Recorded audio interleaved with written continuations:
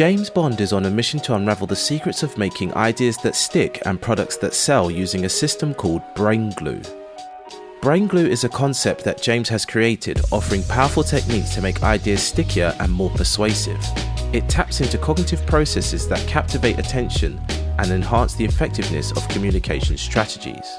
This episode, he walks us through the process and reveals techniques of making ideas sticky. He speaks on the importance of emotions in selling and marketing and explains how it influences buying decisions. So my dad was an entrepreneur, and he actually was in a business that the mafia was involved with. He wasn't in the mafia, but as you're saying this, I was realizing this. So he was really a good negotiator. He loved negotiating, and so he got involved in the laundry business. Basically, he would do like towels and all kinds of things, uniforms and stuff like that. And the mafia was involved in it in Montreal.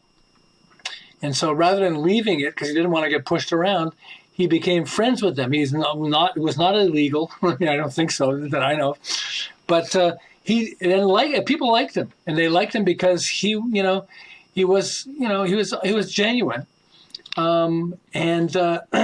say, "You guys, we're the mafia. Yeah, I think you guys are awesome." I mean, he wouldn't say like, "You guys are terrible, go to jail." He was just like, "Oh, we'll do business. If you're willing to let me do business, then hey, I'll do business with you. You can do business with me." And I think that made me fascinated. I mean, I was the kid. So I was one of four, the oldest of four. And so he wouldn't share business with me. If I worked in his place, I had to fold towels.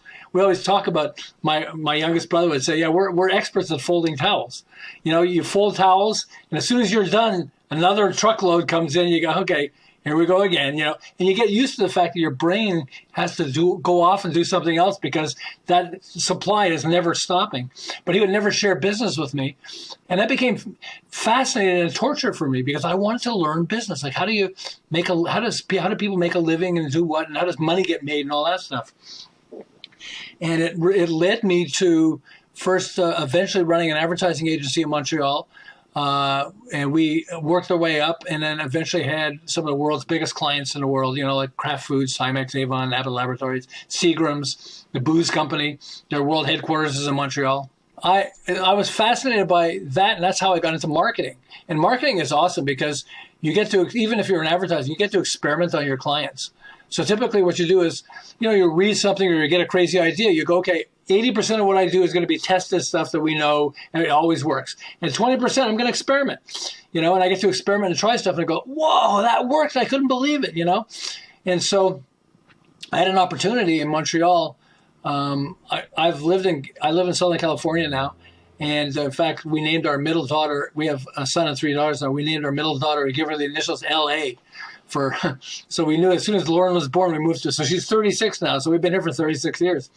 Actually, I gave her we named her middle name is Asia, AJA. And she said, I love that name. It's really fun and it's worked for me. And she's a realtor in realty business. And she said, but why'd you name me Asia? It's such a cool name, but it's unusual. I said, well, from the Steely Dan album, Asia. They have a song, Asia, which is really great. It was like 2 years ago she said this to me. So then she calls me back and says, I just listened to it. It's horrible. That's what you named me after? I'm like, sorry. Parenting is like, you give them a name and like they're tortured by it. Like my name, James Bond, Yeah. And people hanging up on me. But in Montreal, so we had, because we were doing such big companies work that we're logical. I'm a very logical person, okay? Come from a logical background, all that. So we had logical things that we would do and good visually. And then we had an opportunity to do the anti-drug campaign in America. And the anti-drug, it was going to be good for us because it would give us lots of exposure, but also it was voluntary, we're giving back and all that. And they loved the campaign that we originally came up with. There was very logical reasons why you shouldn't do drugs. And then we lost. And we deserved to lose. And we lost to, in America, I don't know if in Britain you've ever seen it, but in America there was an anti-drug campaign. It was a guy holding an egg on top of a sizzling frying pan. So the sound of sizzling was really loud. And he said, this is your brain. Then he cracked the shell and dropped the egg into the sizzling frying pan and said, this is your brain on drugs. Any questions? And two things happened. The first one was I knew it was profound. I knew this was a gazillion times better than my logical reasons to do drugs. Okay, to the campaign we came up with. This was emotional selling, but it also scared the heck out of me because this was emotional selling, and I didn't understand anything about emotional selling. How'd they come up with this idea? I can't even relate to how they came up with it, and it scared me. And it scared me because, hey, I'm supposed to be this, marketing whiz, and I don't know this. How can I not know this? This is like the essence of marketing is emotional selling. And I realized that they don't teach emotional selling in school. In the libraries I went, and they didn't, there wasn't books. I mean, they had superficial things, but nothing that really connected with you. So you go like, oh, I can do this, I can do this, I can do this. And so I got a box, and I called it my passion box, and I put it next to my computer. And I said, and I wrote on a 3x5 card, your brain on drugs. So I remember that.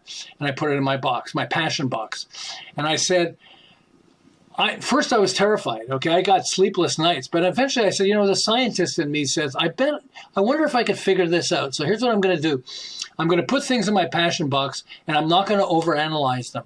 I'm just going to put them in my box. And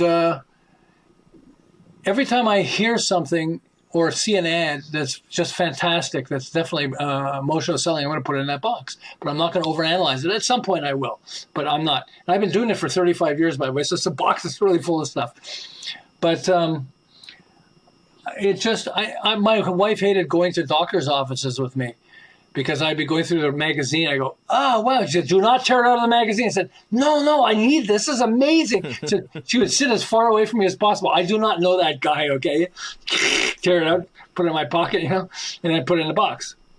Eventually, I would put things that were really profound in the box, Sometimes I grew up with President John F. Kennedy and Martin Luther King Jr. and stuff like that. And so he said, President Kennedy said, ask not what your country can do for you, ask what you can do for your country. And I went like, I don't know why it works, but it works. It's something that everybody's going to remember. So I wrote it down and put it in my box. Eventually, I learned it's called chiasmus, okay? And I'll talk about that just in a couple of minutes. And it's profound. It's actually a formula. And you can actually follow the formula and come up with these phrases yourself. It's like, whoa, these are like life, these stick to the brain like glue. That's why my book is called Brain Glue, because these are things that stick to the brain like glue. But anyway, so eventually we moved to California, and I met John Gray. And John Gray wrote this book called Men, Women, and Relationships. It was a fabulous book. It's one of the best relationship books ever. By the way, he had a really good line for me. I know, Sam, because you're an expert. I'm an expert, sort of, He says, never tell people you're an expert. I go home and my wife proves I'm supposed to be an expert in relationships. I go home and my wife proves I have no clue about relationships. Call yourself a specialist. So I'm a specialist, okay? It's worn me well.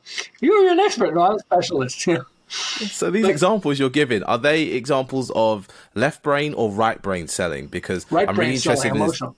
Because okay. I want to tell you, I'll get back to the story in a second.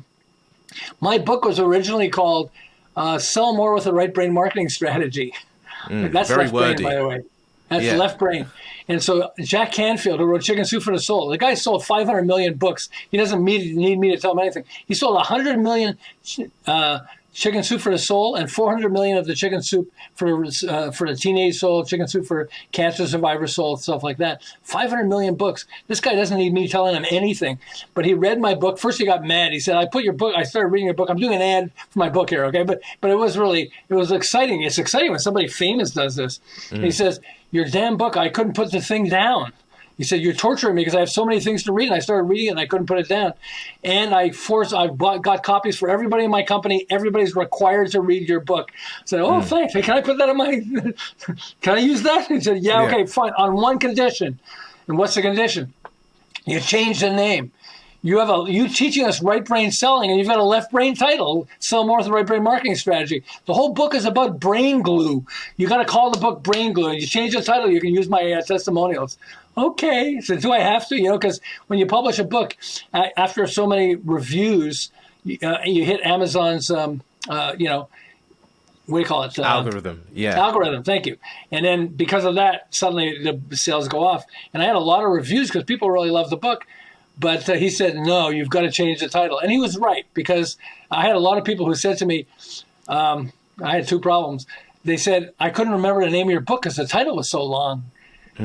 And then I'd send people to, and they type up James Bond, and they get all the James Bond things. They never get your book, so I can't get your book.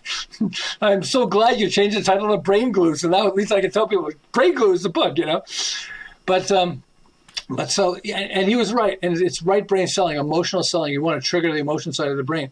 Well, going back to when we first moved to Los Angeles, and John Gray. So John Gray was telling me he wrote Men, Women, and Relationships, a fabulous book. And he was frustrated because he sold a few thousand copies. But, you know, you spend a year writing a book and then you get a few thousand copies. I mean, you got to work at McDonald's to make extra money or something, you know, or have a career. He has a PhD. And he was in a seminar promoting the book, and he said something, and all the women in the audience started laughing hysterically and giggling. And all the men in the audience turned to the women and went, "What was so funny about what he just said?" And so somebody said, "Yeah, it's almost like men are from a different planet." And he starts laughing and goes, "I guess, I don't know, men are from Mars."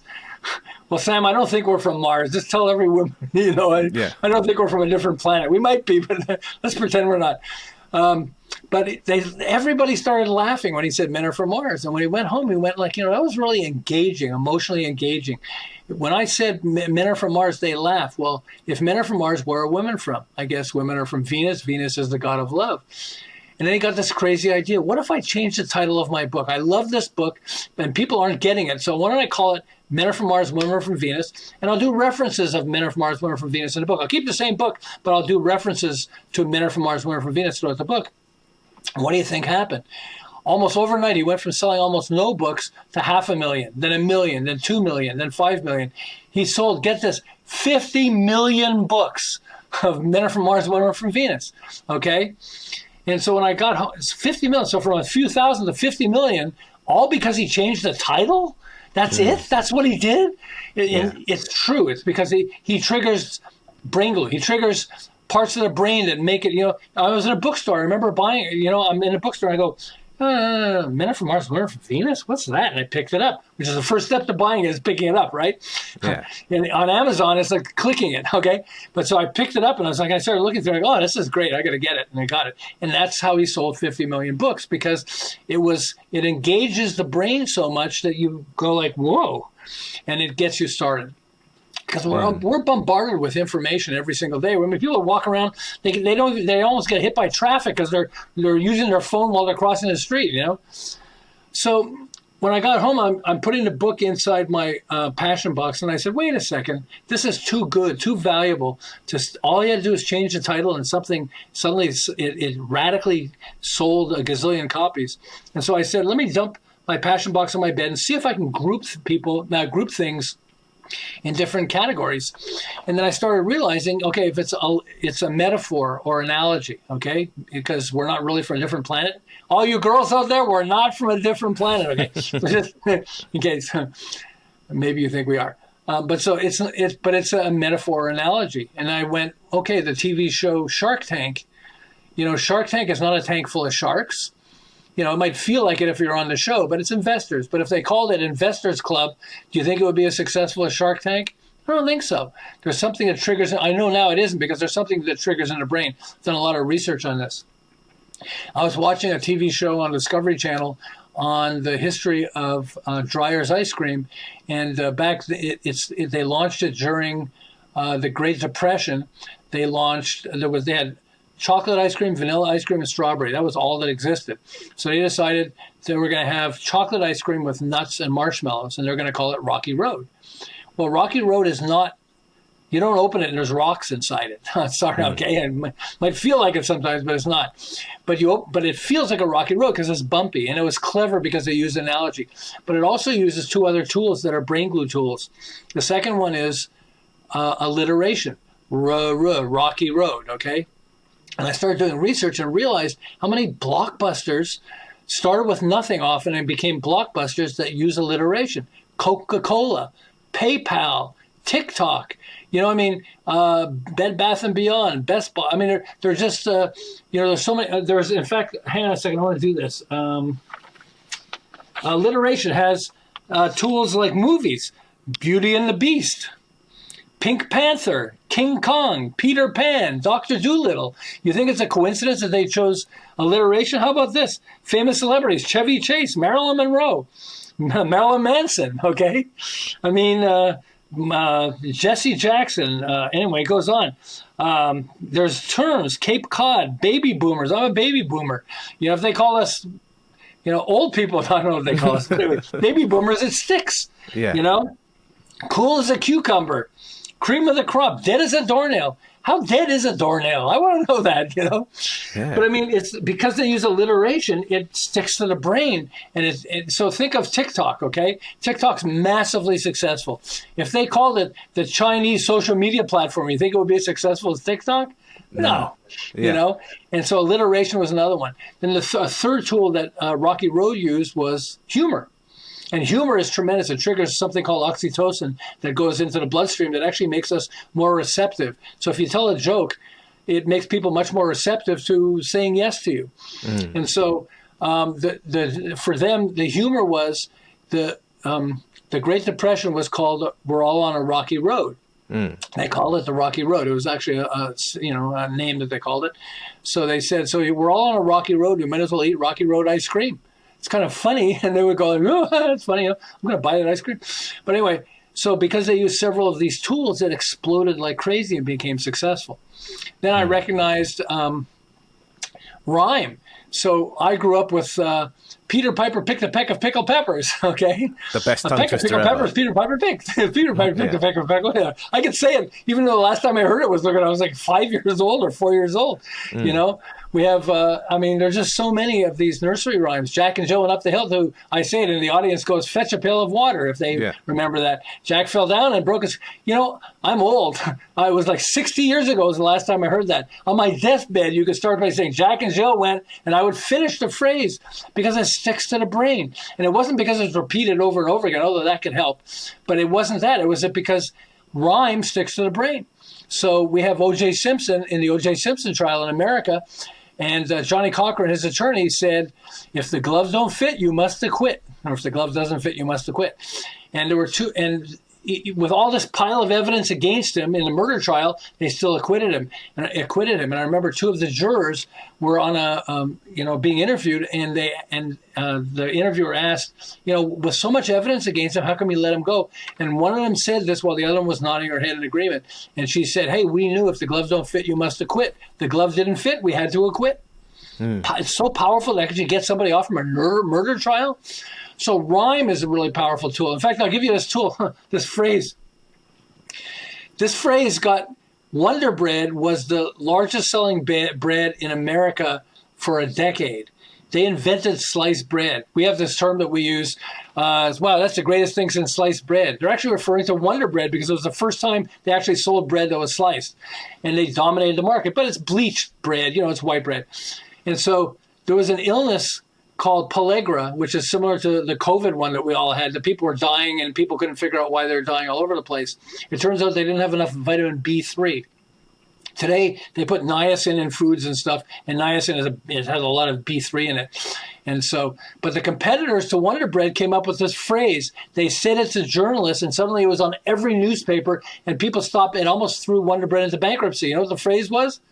The whiter your bread, the quicker you're dead. Oh dear. Yeah, you don't want to put death powerful in because a it rhymes. Yeah. Okay, what?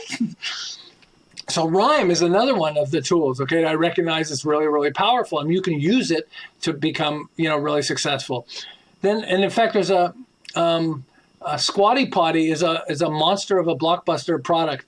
It's a toilet stool, and it's a son and his mother that came up with the idea while they're in the bathroom. Okay, on the toilet, come up with a product idea. Hey, I'm on the toilet, and if you can raise your legs a little bit, your feet a little bit, it helps the shape of your body so you can go to the bathroom better. I don't want to get into that, and they wanted to come up with a name that would really resonate with people, and so they came up with. What are some of the words that relate to toilet? Potty. Oh, potty. Okay, people call it a potty. What rhymes with potty? And then you have to squat. Squatty potty. And because they came up with the name Squatty Potty, within 2 years, they ended up being on Shark Tank, the television show, and they got investors and stuff. But within 2 years, they went from zero with no business experience to $100 million of sales. And you think if it was called the toilet stool, it would be as successful as Squatty Potty?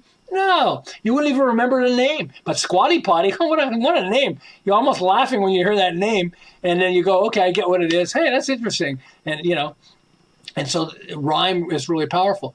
Then there's something called chiasmus. And chiasmus is like, rhyme is A-B-A-B, chiasmus is A-B-B-A, like it flips. I'll give you some examples of chiasmus that we all know, okay? Winners never quit, and quitters never win. When the going gets tough, the tough get going, right? So President Kennedy, John F. Kennedy said, ask not what your country can do for you, ask what you can do for your country. He also said, mankind must put an end to war, or war will put an end to mankind. Malcolm X, a civil rights activist, was fabulous, black activist, and because he loved chiasmus. He said, we didn't land on Plymouth Rock, the rock landed on us. Okay, and he's like, whoa, that's if he said, oh, you have no idea how hard it is being black in America, having grown up and all this stuff. Yeah, it goes in one ear and out the other. Not because you're not listening, but because I got it, I heard that before, or whatever else. But we didn't land on Plymouth Rock, the rock landed on us. It sticks to the brain, and it's like, wow, this is profound. He also said, when you stand for nothing, you'll fall for anything. And that's profound. I mean, it's so profound. It could be 100 years, 200 years after he's passed away, and people are still using those quotes because they're profound, because they stick to the brain. And so when we recognize Mae West, who was a movie star in the early days of the motion picture industry, had a ton of them. It was really, really great. She loved it. It made her famous. Mae West had, she actually wrote a play, and she called it Sex. She was actually in the early days of the sex movement and everything else, and women. She was the first woman. She was really for women. She was the first women leader. She would actually, they would put her in movies, and Cary Grant got discovered by her, and she would get into movies. They would say, if you put me in a movie and give me a script, I have to be able to write some lines in my script. And they said, yes, you can, because they recognized she was so good. So here are some of Mae West's chiasmus lines. It's better to be looked over than overlooked. Women like a man with a past, but they prefer a man with a present. Yeah, and a future, if you're asking the right ones. Right. No, but the present. Give me a present. Ah, yes, of course, yes. The present, not a future. Forget the future stuff. They like a man with a past, but they prefer a man who shows up with a present. Okay, yeah, gotcha. With a present. When women go wrong, men go right after them. How about this one? Good girls go to heaven, bad girls go everywhere. And so I remember the song, if you can't, my wife hated this song. She wanted to make sure I didn't follow the rules in this song. If you can't be with the one you love the one you're with. Yeah. Crosby, Stills. Even if you didn't love Crosby, Stills, everybody remembered that song back then, And so these tools are like really, really powerful. Let me give you another tool. There's something called redintegration, not reintegration, but redintegration, which is the brain's need for completion. It's why we watch crappy movies to the end. I go into the living room, my wife's watching a TV show, and I said, hey, is this any good? She said, no, it's stupid. So I said, why are you watching? She said, well, I want to see how it turns out. Because they introduced a problem, we have to see it. So the most powerful tool of human engagement is what? I'm using it now, aren't I? Can you tell what I'm doing? Questions are powerful tools, aren't they? Yeah. Because our brain, when I talk to an audience of 200 or 300 people, like for the U.S. Small Business Administration I do coaching for, and I'll start saying, and it's, I'm asking questions, aren't I? You're going to keep answering it, aren't you? And slowly but surely you're trying to stop. And I said, you're not shaking your head, but inside you're shaking your head, aren't you? And they go, yeah, okay. Because we're wired to answer questions. So questions are really powerful. Because it's part of redintegration, which is the brain's need for completion. But that's also why we like symmetry. Because, my wife will look at some guy, he's got an eye like this or something, and she goes, he's driving me nuts. I said, why? He said, you can see if you cover half his face, he looks one way. You cover the other half, he looks like a totally different person. Because she can recognize asymmetry, which is something that doesn't connect. So Marilyn Monroe. A lot of people don't know this about Marilyn Monroe.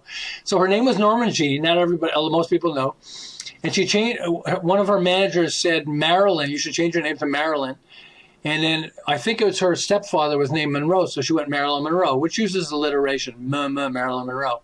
Okay. She loved Jean Harlow, a famous actress of the early days. And Jean Harlow had platinum blonde hair, and she was massively famous. So Marilyn said she went to the same hairdresser as Jean Harlow and had the hair colored exactly the same color as Jean Harlow. So now she looks like Jean Harlow. But Marilyn has on the left cheek, she has a beauty mark or a mole. And so she would cover it up with makeup. But one day she's looking at photographs of Jean Harlow, and she recognizes Jean Harlow in some photographs, she has a beauty mark on her cheek, and in some photographs, she has a beauty mark on her chin. And then she goes, wait a second. I bet she doesn't have a beauty mark at all. I bet she's just making a dot on her face to attract attention to herself. From that point forward, Marilyn Monroe would darken the beauty mark instead of covering it up. And she believed a big part of her becoming famous was because of the beauty mark, because it attracts attention. So Cindy Crawford is a supermodel, and Cindy Crawford was born, and she has this big birthmark over her lip on the left side, I think it is. And she begged her mom to get it removed, to take her to the doctor to get it removed. And her mom did it. And she says right now, I am so glad my mom didn't get it removed. I believe a big part of how I became a supermodel is because of my birthmark. I mean, you think about it. What? He said, because it attracts attention to the face. And because it attracts attention, it hooks you, you know. And what made me think of it was David Ogilvy is one of the fathers of the advertising industry. And David Ogilvy was doing an ad for Hathaway shirts, which eventually got bought by Warren Buffett, by the way. So it must have been pretty good. Then he became successful. And so if you're doing an ad for Hathaway shirts, you know, just a magazine ad, so what are you going to have? You have a nice background, a good-looking guy wearing the shirt, and then nice pants, okay? And he's standing there. And every shirt ad is going to look the same. So what did he do in the ad? He put an eye patch on the guy, you know. Like, it looked like it was a really neat eye patch. The guy was looking really cool, but he had an eye patch on. And so people go like, what? And it was the man in the Hathaway shirts. That's what the ads would go, okay? And he said it became massively famous. David Ogilvy said it became massively famous because of, he didn't say asymmetry back then, but I say asymmetry because he put an eye patch on the guy. So I was in church and I saw this woman and she had a huge beauty mark above her eye. And I noticed because I was thinking about, asymmetry and the idea of having like a dot on your face and stuff like that. And so I started asking people, did you see so-and-so's wife? They said, which one was she? She's the one that had the big beauty mark over. Oh, yeah, I saw her. You know, they didn't notice it. It sticks to the brain. They recognized it. I started doing research and I started discovering how many famous people recognize it. In fact, pictures of Madonna, some pictures you can see she has a beauty mark on the left side and some on the right side. So she must know this also. But it's just like, whoa, these are like things that stick to the brain. So I recognize, basically, I say this, I found this secret to becoming rich in business, and it blows people's minds. You know, basically, I have this goal that I'm doing as 1 million millionaires. I want to try to create 1 million millionaires where people start doing this. They use brain science to make it easier to get people to say yes to your ideas or buy your products. And so we have like, just the first time I finally started understanding brain glue and how it works. I had these 3 guys who were partners that had a construction company. And they did 2 million of sales, which isn't bad. That's pretty good. In 1 year, I took them to 10 million. It took them 10 years to get to 2 million. In 1 year, I took them to 10 million, and they went to 32 million 2 years later by applying brain glue. I've got tons of examples like this. And what did I do? So I said, you do construction. So let's pull out a whiteboard. I love whiteboards. And I said, let's make a shopping list of all the different types of clients you've worked with or go after, okay? Made a long shopping list. I said, okay, fine, we're going to play a game right now. I want you to pick one type of client as if you're going to focus just on the one and say no to everybody else. They said, well, we don't want to say no to everybody else. If somebody wants construction, we want to do it. I said, I got it. We're playing a game. We wanted you to pick just one. If you were going to focus on just one, which would you pick? It took them a while. And then they finally said, you know what? Fire restoration for insurance companies. We've worked with 2 different insurance companies. 1 or 2 jobs each. But it was like every time they had a client that had a fire, we'd have to go in and first check if the frame is damaged. If the frame is damaged, you have to tear down the whole house. But if it isn't, then you can actually build it up, just make sure it's not going to catch fire again and all that stuff. And I think we could specialize in fire restoration for insurance companies. So I said, okay, that's good. So then we need to come up with a brain glue name. Okay, I was just starting brain glue, so they were like, brain glue, what's that? I said, well, we'll come up with a name that's like this. So when these insurance people working in insurance companies are thinking about you, they're going to think about you when somebody has a fire. So let's take the word fire. Oh, let's call you a fire extinguisher. And we'll give you the name FireX. And so when you go into clients or prospects, just think of us as your fire extinguisher. We're firex.com. Yeah. And this way, every time you have a client that has a fire, call us. We're your fire extinguisher. We're not going to put out the fire, but we'll fix it after. And the clients would laugh. They would laugh. Ha, ha, ha, we're a fire extinguisher. But their business exploded because every time they had a client that had a fire, guess who they called? The fire extinguisher, And it's just like, it's suddenly, I started realizing like this stuff works. It isn't just theory. I mean, it worked for all these people. I reverse engineered it, and then I started applying it, and it started working for client after client after client. That's why people like Jack Canfield, he's wrote like, I think 45 books besides the Chicken Soup for the Soul book, and he was kicking himself. And I was like, he wasn't kicking himself, but he was saying, I'm kicking myself. I wish I had read your book sooner. It's always good when somebody rich says that. It's like, oh, hey, thanks. That's great, But it's, really, thank you. Can I use that, But I actually have it on recording, by the way, just in case. But he gave me permission. But it's just, he said, the Chicken Soup for the Soul, he wrote a book with this other co-author, but he wrote the book of the book, and it was called 101 Motivational Stories That Will Motivate You, okay? And he said, I was having sleepless nights. I was trying to come up with a name because I can't just say 101 motivational stories. There's other books like that and everything else. I want something so people realize how deep and passionate this is. And he woke up one day and he went, chicken soup, makes you feel good. Well, this book makes you feel good. I should call it Chicken Soup for the Spirit. But it bothered him because he said it wasn't exactly right, but it was close. Chicken Soup for the Spirit. And then he came up with Soul, SOUP, It's using alliteration, by the way, brain glue tool. And so not only did he use an analogy or a metaphor, chicken soup for the soul, soup soul. He's got the sound and the sound work. And he said, no, I have so many books that I've written besides the Chicken Soup for the Soul that right now, having read your book, I would have retitled the books.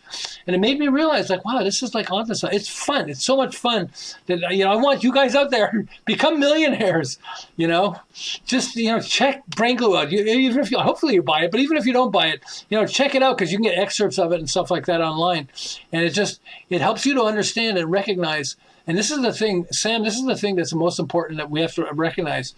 It feels subtle, but it explodes because it's working with the inside of our brain, not the outside. It isn't like you have to slap and say, come on, buy my book, buy my product, It's like, hey, what?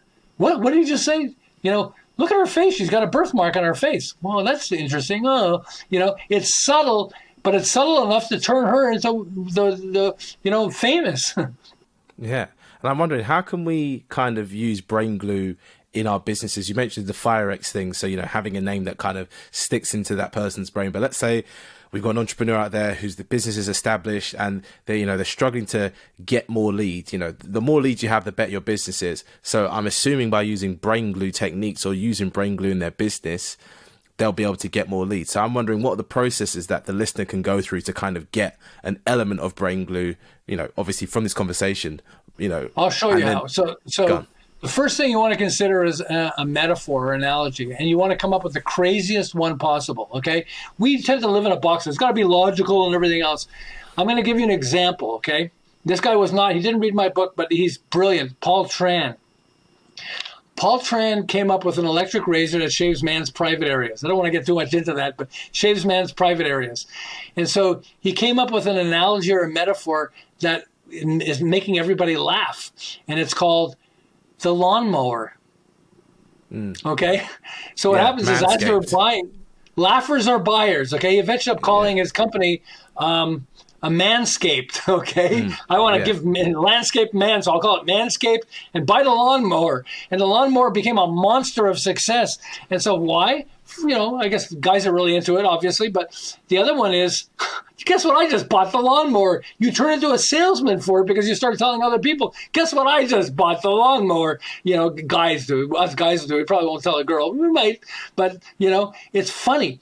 And so what you want to do is you want to start with a metaphor or an analogy that's, what is your business or product like? And the more you can think about, so I'll give you an example, not with a mom comes to me and says, so my 14-year-old is driving me nuts. He asked me this question. I don't know how to answer it. So you're an expert in brain glue. Can you tell me? I'm not an expert. I'm a specialist, but okay, But okay, I'll try. She says, no, help me. My son, he's 14 years old, and he says, Mom, why do we have to follow so many rules in life? Tough question. So the first thing I went with was rhyme. Rules. What rhymes with rules? Fools. Only fools don't follow rules. Okay, cool. I've got a little phrase, but let me punch it up with analogy or metaphor. And I came up with this, bouncing ideas off with her. I came up with this metaphor. So I sat down with her son and her, and I said, so you were asking your mom, why do we have to follow so many rules in life, right? He says, yeah. And I said, well, when you're thirsty, you could drink out of the toilet, but why would you want to? Ugh. Remember, only fools don't follow rules. He looks at me and he goes, oh, that makes sense. Does it really make sense? Or did I just trigger parts of his brain? And there are two political comments that relate to this, okay? You can't hug a child with nuclear arms. Yeah. It's like, what? But what they're doing is they're anchoring. Okay, they're taking hugging a child is emotional. Nuclear arms is a totally different emotion, and they're bringing those two together. You can't hug a child with nuclear arms. Now, I don't get into the politics of gun control and everything else, but I heard a comedian say this, and it sticks to the brain too. And it's the right to bear arms. In America, it's a big political thing, but the right to bear arms is almost as crazy as the right to arm bears. Yeah. Okay, it's like, oh, okay. Sticks to the brain. It isn't logical, but it sticks to the brain. And so start with your product or service or business and come up with a metaphor or analogy. It's just like, and be as crazy as possible. Go outside the box and come up with the craziest ideas. Then the second thing is, remember this guy, he created the lawnmower, right? I mean, like, what? So come up with the craziest idea and then share it with coworkers, with family, with friends, and watch their reaction. I think it was one of the things that we discovered is, you come up with a crazy metaphor, it resonates. And it resonates because it gets people laughing too. By the way, when you get somebody to laugh, it triggers oxytocin, which makes people much more receptive to buying your product or service, by the way. So lawnmower gets people laughing. Men are from Mars, women are from Venus kind of got me laughing. So while I'm looking at it, not laughing, ha, ha, ha, that's hilarious, but laughing like, oh, that's okay, And I started looking at it.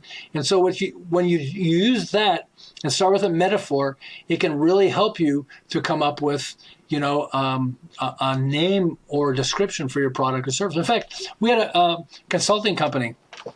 I had a behavioral management firm for 13 years. We had, PhDs in psychology and organizational development on one side, and then consultants on the other side from big companies. And we have really powerful tools that we would use to accelerate the growth of companies and help people get a step outside the comfort zone. But as we describe it to people, to potential clients, their eyes would gloss over like, okay, because we would throw all these technical terms at them and everything else. And so I came up with this analogy or metaphor, and I said, we're just like a personal trainer or a coach that shows up at your house. They can get you to do more push-ups than you could do on your own. Maybe you're going to do 20 push-ups, I'll get you 10 push-ups, I'll get you to do 30. Come on, you can do a little bit more. We do the same thing. We bring psychologists in, and they get your top people to tackle something a little bigger than they would normally do on their own. And when we described it this way, suddenly it resonated, and they went, oh, that makes sense. That's interesting. So let's take your top people, and obviously we come up with projects and stuff like that. But by saying that analogy or metaphor, suddenly it's simplified their ability to understand what we're offering and to resonate. And so we're like a personal trainer, personal coach. In fact, we would ask people afterwards, so did your boss tell you what we do. He said, yeah, you're like a personal trainer or something. I don't know. That stuck in the guy's brain. That's how he explained, because otherwise it's too complicated to explain. I got a personal trainer for, it's going to help us grow our business, Okay. But it resonates. So that's the starting point, is always start with an analogy or metaphor. And then like Squatty Potty, think of synonyms for the word that you have. Like I have a fire extinguisher. Okay. Think of a word that's really resonates with your customer or client or prospect when they're considering your type of product or service, and then own that either through rhyme or through, connecting it like fire extinguisher, connecting it to something they would do. And it's just, when people start doing this, because this is the funniest thing, this is the most enjoyable thing. People go, okay, there's something you need to give them a little bit of a nudge to do this. They get the idea and they go, it's really fun, but I don't know if I want to do that. Well, no, you got to do that. I get people saying, well, I came up with this new metaphor. We changed the name of our product or whatever else. And I thought we'd give it a try. We ran out of supply. We had to order more product because we ran out of product. I can't believe how fast we ran out of product. And it's because we're trained logically, not emotionally, but there are major studies that have shown that more than 90% of decision making happens in the emotion side of the brain, not the logic. But we're trained in the logic, math and all that stuff. How do you make logical conclusions? How do you make logical presentations? When in fact, yes, people will buy from logic. That's why in marketing, one of the things they say is they want people to know, like, and trust you. Yeah, because you're not selling emotional. If they sell emotional, then you don't even need that know, like, and trust. A lot of stuff we do for running ads, they don't get to know, like, and trust you. Maybe they do because they know you or heard of a product or whatever else. But, you don't want to just depend on that. What you want to do is you want to use brain glue. You want to use something that sticks to the brain, so they go, that's kind of cool. Oh, wow, what's that? That's really cool. Let's check this out. Almost to the point that they want to show Rocky Road ice cream. Check this out. Rocky Road? What's that? Let's share a taste. Suddenly you're sharing it with people because it resonates with you. Does that make sense? Yeah. Yeah, no, it definitely makes sense. And, I've had a lot of marketing and sales and behavioral experts on the show, but definitely, this is something that I would normally not say, but I'm going to say it. This is definitely one of the best conversations I've had on this idea, because it's coming away. And the one thing that stuck in my head is sticks to the brain. So now I'm always thinking, how does this stick to the brain and all that kind of stuff? But for me, I think one thing that I would like to hear kind of you talk about is the idea of using the brain glue techniques or the brain glue kind of systems to create urgency as well. Because that is something that, nowadays a lot of people can see something, remember it, but there's no kind of feeling for them to act now. And I'm wondering if there's a way using the brain glue techniques to create a sense of urgency for either a buyer or, a seller or that type of thing. So yes, there is. But before I answer that, I want to say something differently. Okay, but it relates to this. Not everybody's ready to buy right now, no matter how hard we try. And I'm a specialist in sales, and bring me in. Anyway, I got lots of examples. I've worked with Warren Buffett's team. They wanted to turn people into salespeople and everything else. But here's the first thing you want to do, okay? If somebody's not ready to buy now, you want it to stick in the brain so they remember it. So at the moment when they're ready to buy, they're going to buy from you. That's the first thing, okay? Because if you don't have that as a tool, then if for some reason they're not quite ready, they're close to the edge, but you can't push them across the edge. When they're ready to cross the edge, you want them to buy your product. There's a famous example of Country Squares. So Post cereals hated Kellogg's, which is funny because he actually stole the idea of breakfast cereal from Kellogg's. But they hated Kellogg's because Kellogg's always beat them. So the head of Post decided they wanted to invent a whole new category of breakfast cereal. It turns out to be snacks, not just breakfast cereal. And we're going to put it in the toaster, and it'll come out like a cake with like jelly inside it and everything else. Really cool. You know what it is, everybody, but I don't want to say it yet, okay? So, and they called it Country Squares, and they started doing sales promotion where they would be interviewed. They said, we have this product. It's probably going to come out in about 4 or 5 months, and it's Country Squares, and they describe what it is. So the head of Coca-Cola said, okay, we got to beat them. If we have 4 or 5 months to invent a product that can do that. They found a way to do that. And then he said, we need a better name. And so, what's his name again? Who is the pop artist? Andy Warhol. Oh, So Andy Warhol was really popular back then, okay? yeah. And he was the pop artist. So why don't we call it Pop Tarts instead of Pop Arts? Okay? Pop Tarts has two benefits. Okay, the first one is familiar because people already heard pop art because they're talking about Andy Warhol is famous. He was like all over the media, whatever it was. I think the Rolling Stones' tongue. I mean, there were so many things that were either motivated by pop art, the whole concept of pop art. So calling it Pop Tart was familiar in the brain, but it also uses something I call sense elevation. It pops out of the toaster, Pop Tart.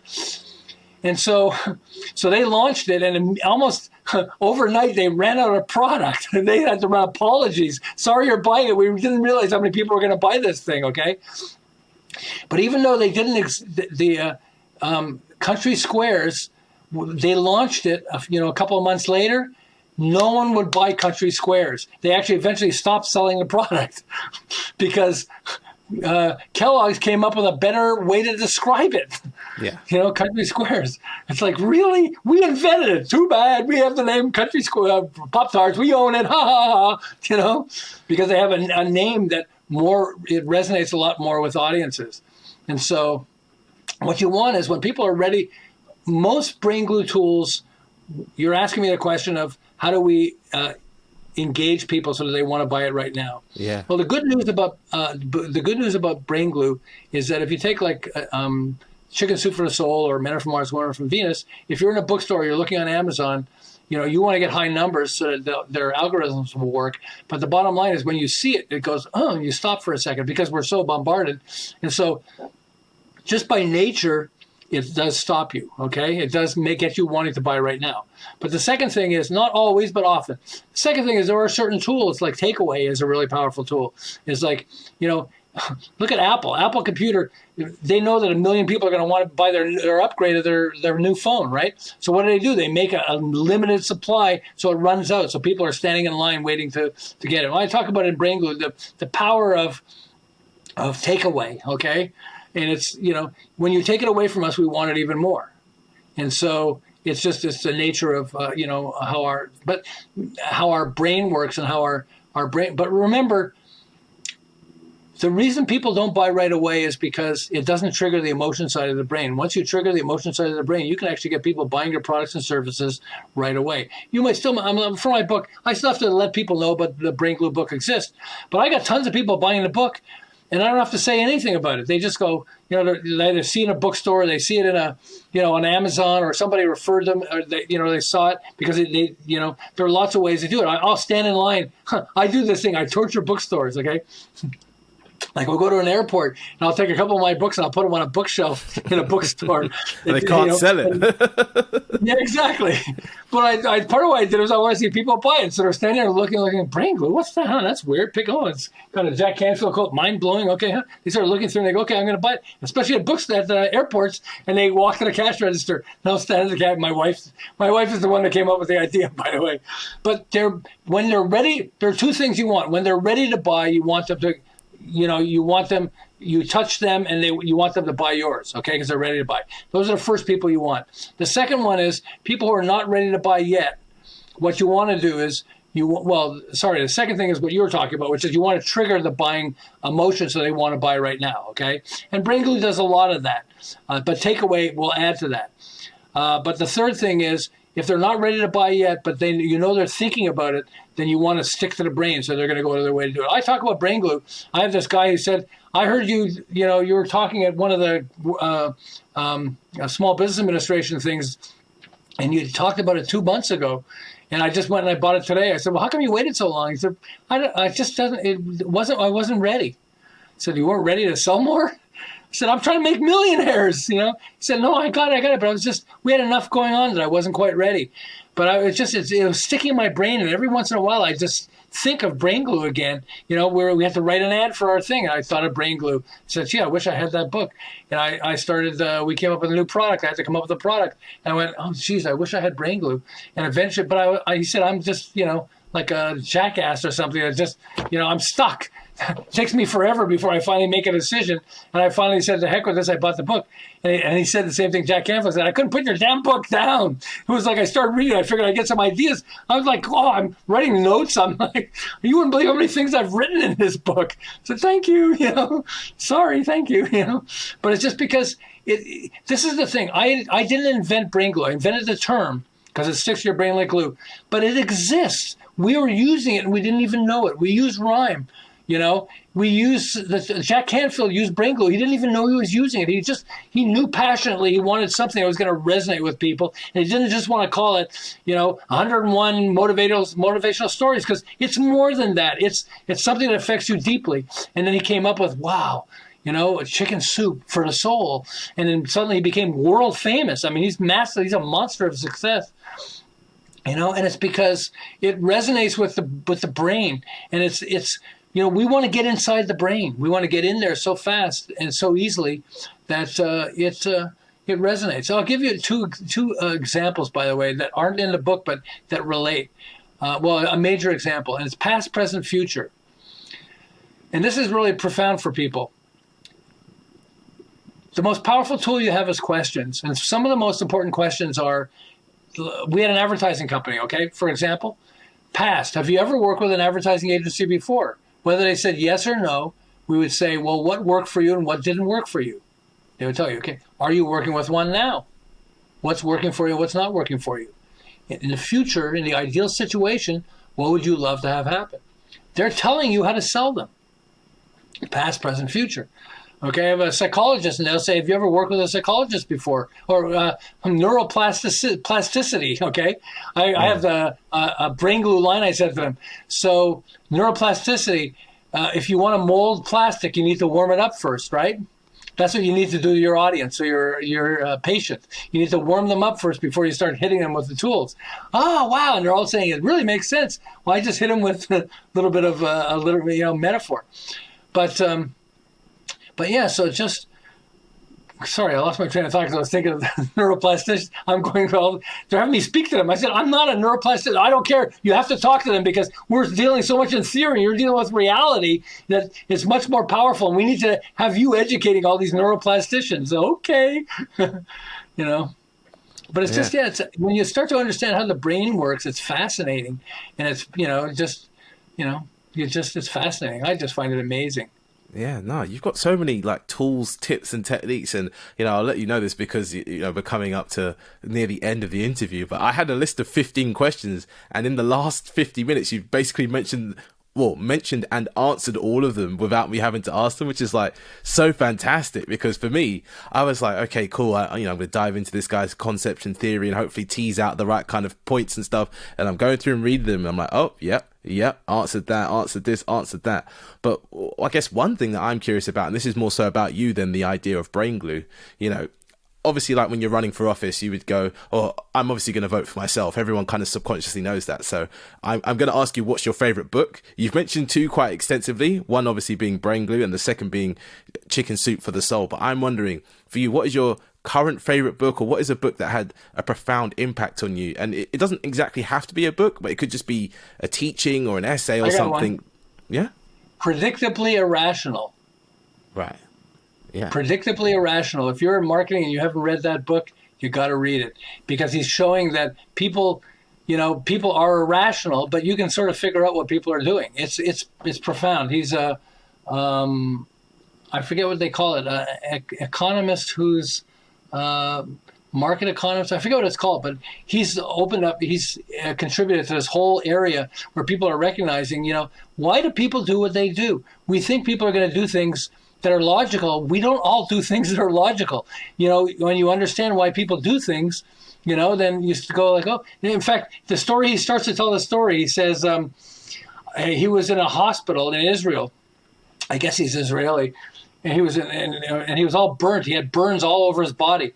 And so the nurses would put this wrap. They put special medicine and wrap him. Okay. And then in the morning they would come and they would take off the wrap. And normally you'd suspect they take it off really slowly, but it was so painful they would rip it off. And he said, "You have no idea how much it hurt." And he would ask the nurses after, why are you ripping it off? And they said, because it's so painful, we wanted to get it over with as quickly as possible. And he would say, do you understand? It's making it more painful for us. And they'll go, yeah, but it's so painful for us as a nurse, watching you experiencing it. We want to get it over fast. It's like, that's not logical. If you love your patients, you try to make it as unpainful as possible, and yet you're ripping it off fast. And then he goes into like some really profound things. Oh, I've got one of the things he says is because. So you stand in front of he did it in universities, that he would have somebody, a line of people standing in front of a photocopy machine, and then one person would go up and say, can I make a quick copy? Normally they say, no, yeah, wait in line, But if you add the word because and say anything, can I make a quick copy because, my coffee's burning? I don't know, whatever it is. Yeah, okay, fine. And they would because he used the word because, they would let you go up there and do this. It's just like wacky things, but when you understand how the brain works, you go like, oh, interesting. You start realizing, I thought I knew humans. I don't really know myself. You start learning. So Predictably Irrational is an awesome, awesome book. Lovely. Well, I mean, James, you have been like a wealth of knowledge. There's so many things that I'm coming out of this that are going to stick to my brain. And what I want to ask you is a question I ask every guest, but the answers always vary, and I'm sure you're going to have a fantastic answer to this. What is it about what you do that brings you the most joy? Watching people come to me and give me feedback. To me, that's the greatest joy. I was in a grocery store with my wife, because I do a lot of things for the Small Business Administration. That's how do I develop the whole concept, because I got to practice it on audiences. But this woman who's must be 85 years old, and she and her girlfriend have a store that sells, a small shop that sells buttons from around the world. From deepest, darkest Africa to Greenland and to whatever else it is. And they're really amazing, beautiful things.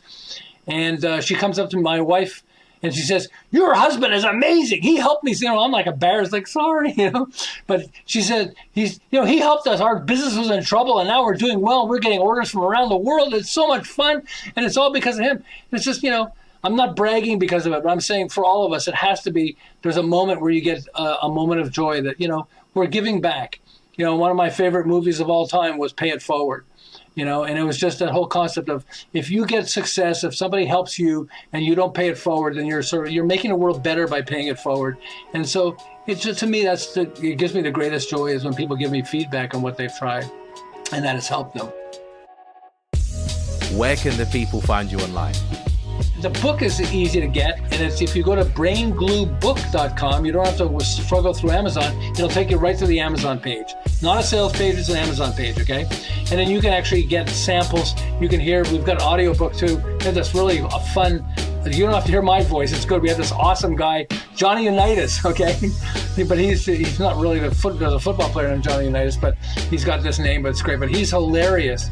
And so he does the narration for the book, and you can hear part of it there. Whether you buy it or not, hopefully you do, but if you don't, that's fine. But also Amazon lets you look at sections of the book free. It lets you look at the table of contents, and that outlines 14 different areas. And I think that just looking at that will start triggering in your mind. You can read some samples of it also. So braingluebook.com. That's probably the easiest way. And and I think you'll have fun. By the way, if you get the book, I have a freebie that you get online that will actually gives you a workbook, so you can actually take all the things. People are using the book itself, and they're just going and I'm playing this or playing that. But there's also a fun little game type thing that you can get that that lets you have fun while you're putting the Brain Glue tools together. Thank you for listening to People Explained. New episodes come out every Monday. We would appreciate it if you gave us a review on Apple Podcasts and shared this episode with a friend.